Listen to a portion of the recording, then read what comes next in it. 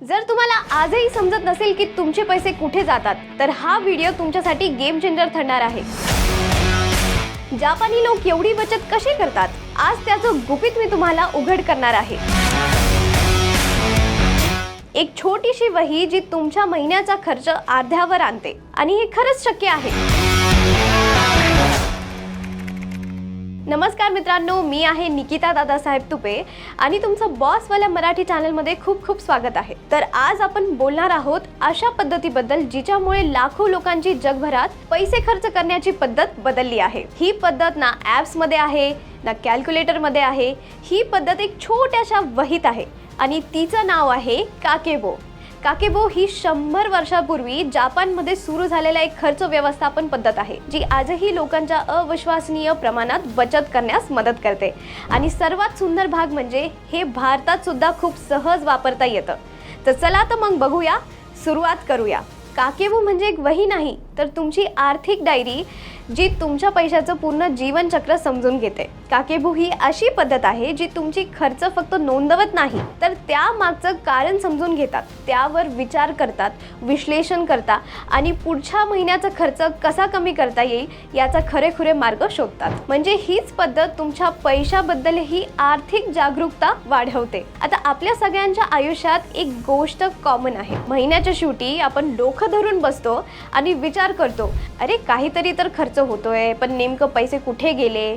आणि आश्चर्य म्हणजे आपण या गोष्टीचं नेमकं कारण शोधायचा प्रयत्नही करत नाही, कारण आपल्याला स्वतःलाही माहिती नसतं की आपण कधी, कुठे, किती खर्च केला, बरोबर की नाही। तर हे कसं होतं, कारण आपण खर्च फक्त करतो पण त्याची नोंद ठेवत नाही। काही लोक म्हणतात, अरे इतक्या छोट्या छोट्या गोष्टींची नोंद ठेवण्याची गरज काय, पण खरं तर हे छोट्या खर्चांचं गणितच सर्वात मोठी समस्या आहे। उदाहरणार्थ समजा तुमचा रोजचा खर्च काहीसा असा दिसतो, समजा सकाळचा चहा 20 रुपये, ऑफिसचे स्नॅक्स 80 रुपये, पाणी कोल्ड्रिंक 30 रुपये, ऑटो बस भाडं 40 रुपये, एकूण खर्च 170 प्रति दिवस। आता आपण मनात विचार करतो, अरे 170 रुपये काहीच नाही। तर इथेच आपल्याला कळत नाही की हेच काहीच नाही रोज घडते। तर 170 रुपये गुणिले 30 दिवस इक्वल्स टू 5100 रुपये महिन्याला। आता जरा थांबून विचार करा, 5100 रुपये म्हणजे एका महिन्याचं किराणा, 2 ते 3 महिन्याचं मोबाईल इंटरनेट बिल। पण ही रक्कम आपण न कळत छोट्या खर्चांमध्ये उडवून टाकतो। काकेबो याच ठिकाणी आपली समस्या समजून घेते। काकेबो आपल्याला फक्त खर्च लिहायला सांगत नाही, ते सांगतं छोटे आणि दुर्लक्ष खर्च पकडा, कारण हेच खर्च मनाला वाटायला छोटे असतात पण महिना संपता मोठे डोंगर बनतात। उदाहरणार्थ जर तुम्ही दररोज स्नॅक्स घेत असाल तर काकेबो तुम्हाला दाखवतं की हा फक्त 80 रुपयाचा स्नॅक्स नाही तर महिन्याला हा 2400चा मोठा खर्च आहे। आणि हाच खर्च जर तुम्ही 50% कमी केला तर महिन्याला 1200 रुपये आणि वर्षभरात 14000 रुपयापेक्षाही जास्त बचत तुम्ही करू शकता। म्हणजेच काकेबो फक्त खर्च लिहायला लावत नाही तर तुम्हाला तुमच्या पैशांवर नियंत्रण ठेवायला शिकवतं। ही पद्धत सांगते ज्याचं आपण मापन करतो त्याचं आपण नियंत्रण करू शकतो। आता आपण बघूया की काकेबो आपल्याला विचार करण्यास कसं शिकवतं।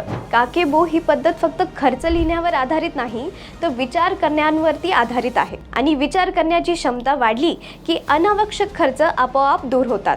काकेबो सांगतं, काहीही खरेदी करण्याआधी तुम्ही स्वतःला 5 प्रश्न विचारा। मी हे का खरेदी करत आहे, हे आत्ताच हवं आहे का, मी हे पुढे वापरीन का, यासाठी घरात जागा आहे का, आणि सर्वात महत्त्वाचा प्रश्न, हे खरंच आवश्यक आहे का। हे 5 प्रश्न एकदम साधे दिसतात पण जेव्हा तुम्ही हे प्रश्न खऱ्या अर्थाने मनात विचारतात तेव्हा तुमचं भावनेतून खरेदी करणं थांबतं।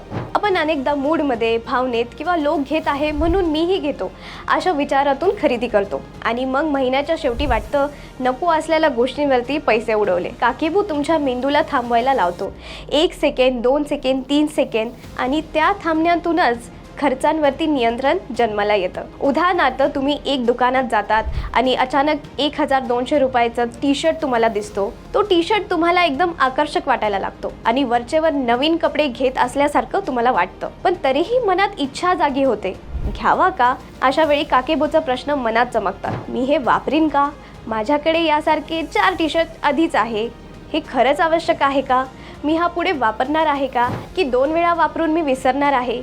आणि जसे हे प्रश्न तुम्ही स्वतःला विचारतात तसं अचानक तुम्हाला जाणवतं की ही खरेदी अनावश्यक आहे. त्याच क्षणी तुमचं मन स्पष्ट होतं, नको, मी हे घेणार नाही. आणि इतकंच नाही तर त्या क्षणी तुम्ही 1200 रुपये वाचवतात. हे 1200 रुपयांची बचत तुम्हाला त्या दिवशी जाणवते. पण 1 महिन्यात अशा 5-6 निर्णयांमुळे 6 ते 7,000 रुपये तुम्ही वाचवू शकतात. काकेबूचे हे प्रश्न तुमच्या खर्चांवरती ब्रेक लावतात आणि तुमचा प्रत्येक खर्च जाणीवपूर्वक बनवतात. आता काकेबू पद्धत संपूर्ण खर्च 4 वेगळ्या कॅटेगरीजमध्ये विभागते. मी तुम्हाला सांगते यामुळे पैसे कुठे वाहत आहे, कुठे गरज नसताना खर्च होत आहे आणि कुठे बदल करणे आवश्यक आहे हे खूप स्पष्ट दिसते. प्रत्येक कॅटेगरी समजून घेतली तर बचत आपोआप वाढू लागते. तर चला बघूया कोणत्या कॅटेगरीज आहेत त्या. पहिलं आहे आवश्यक खर्च. हे ते खर्च आहेत जे केल्यास जीवन अडचणीत येईल, याशिवाय दैनंदिन आयुष्य चालत नाही. जसं की भाजीपाला, भाडं, प्रवास, बिल. उदाहरणार्थ बस पास, किराणा सामान, पेट्रोल, घरचे मेंटेनन्स, दूध आणि गॅस सिलेंडर. हे खर्च अनिवार्य असल्यामुळे यांना कमी करता येत नाही, पण शहाणपणाने नियंत्रण नक्की करता येतं. उदाहरणार्थ तुम्ही किराणा सामान घेत असाल तर तुम्ही ते ऑफर्समध्ये घेऊ शकताय. आता दुसरं आहे इच्छा खर्च. हे खर्च जीवन मोर एन्जॉयबल बनवतात, पण ते नाही केले तर फार फरक पडत नाही. इथे सर्वात जास्त पैसे वाचून जातात.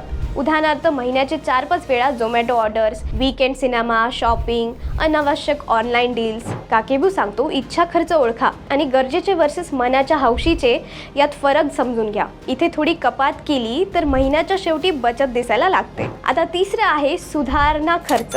हे खर्च तुम्हाला फ्युचरमध्ये अधिक चांगले बनवतात. तुमच्यावर केलेली ही गुंतवणूक आहे, स्किल्स वाढवण्यासाठी, आरोग्य चांगले ठेवण्यासाठी आणि प्रोडक्टिव्हिटी वाढवण्यासाठी. उदाहरणार्थ 700च्या online course, gym membership, good quality पुस्तके, मेडिटेशन ॲप. हे खर्च कमी करू नका तर योग्य ठिकाणी करा, कारण हे तुम्हाला भविष्यात जास्त कमाई देतील. आता चौथा आहे लक्झरी खर्च. जसं तुम्हाला माहिती आहे, हे तर पूर्णपणे मूड बेस्ड किंवा मन रमवण्यासाठी असतात.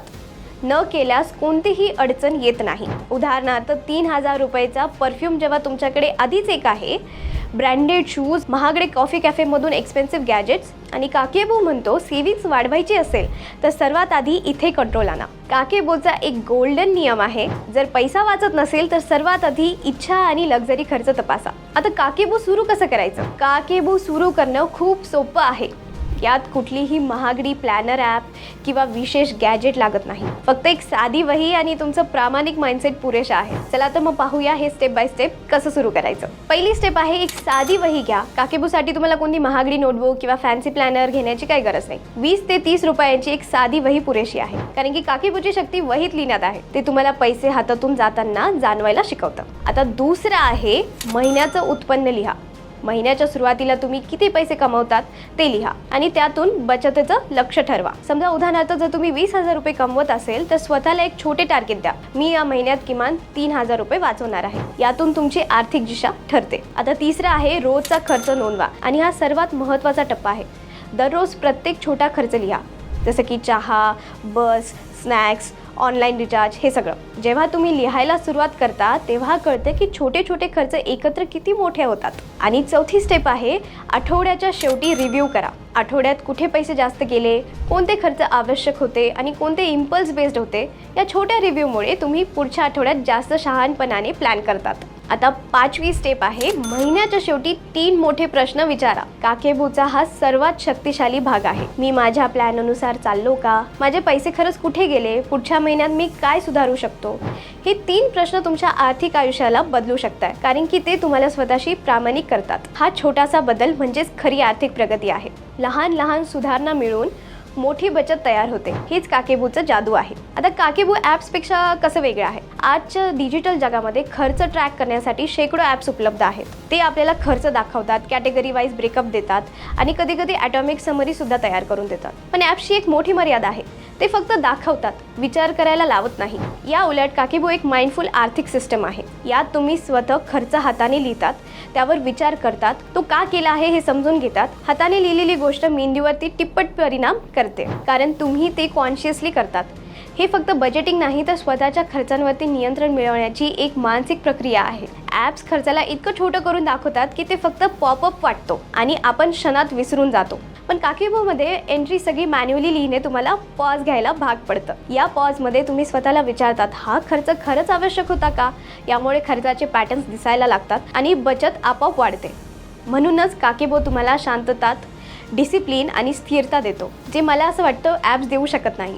काकीबो हे फक्त पैसे वाचवण्याची पद्धत नाही तर जागरूक जीवन जगण्यासाठी एक सुंदर कला आहे. पैशाचं गणित आपण सगळे करतो, पण काकीबो आपल्याला पैशांची नातं सुधारायला शिकवतो. आपण दिवसेंदिवस कमवत राहतो, पण शांतता, स्थिरता आणि नियंत्रण मिळत नाही, कारण आपण स्वतःच्या खर्चांबद्दल जाणून घेत नाही. काकीबो हेच बदलतं. जेव्हा तुम्ही दररोज खर्च लिहायला सुरुवात करतात, तेव्हा तुम्ही नकळत स्वतःला जाणीव करून देतात, मी कुठे चुका करतोय, कुठे जास्त खर्च होतोय, का बदलायला हवं.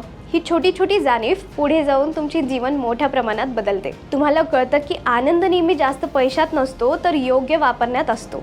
आजच्या काळात आपण कमवतो त्यापेक्षा जास्त ताण घेतो, फ्युचरबाबत चिंता करतो, EMI बिल, घरचे सेविंग्स. पण काकीबो तुम्हाला सांगतं, ताण कमी करा, नियंत्रण वाढवा. तेव्हा तुमच्याकडे खर्चांचं स्पष्ट पॅटर्न्स, तुमच्या सवयींचं सही चित्र आणि स्वतःवर नियंत्रण असतं, तेव्हा फ्युचरची भीती कमी होते. आणि शेवटी काकीबो तुम्हाला हे शिकवतं की आपण कमी पैशातही शांततेने, स्थिरपणे आणि आनंदाने जगू शकतोय. फक्त पैशाचं शहाणपण आपल्या हातात असलं पाहिजे. जर आयुष्यात आर्थिक स्थिती आणायची असेल, तर ताण कमी करायचा असेल आणि भविष्य मजबूत करायचं असेल, तर काकीबो ही फक्त पद्धत नाही तर सर्वात योग्य सुरुवात आहे. तर मित्रांनो, तुमचा पगार किती आहे यापेक्षा तुम्ही त्या पैशाचं व्यवस्थापन कसं करतात हे खरं महत्त्वाचं आहे. लाख रुपये कमवणारा माणूसही चुकीच्या खर्चांमुळे रिकाम्या हाताने राहू शकतो आणि कमी पगार असलेल्या व्यक्ती योग्य नियोजनाने शांत, स्थिर आणि सुरक्षित आयुष्य जगू शकतोय. म्हणूनच आज मी तुम्हाला सांगते, एक छोटीशी वही घ्या,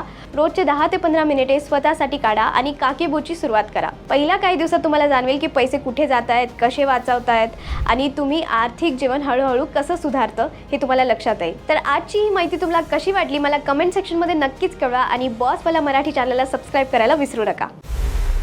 बॉसवाला, बी द बॉस.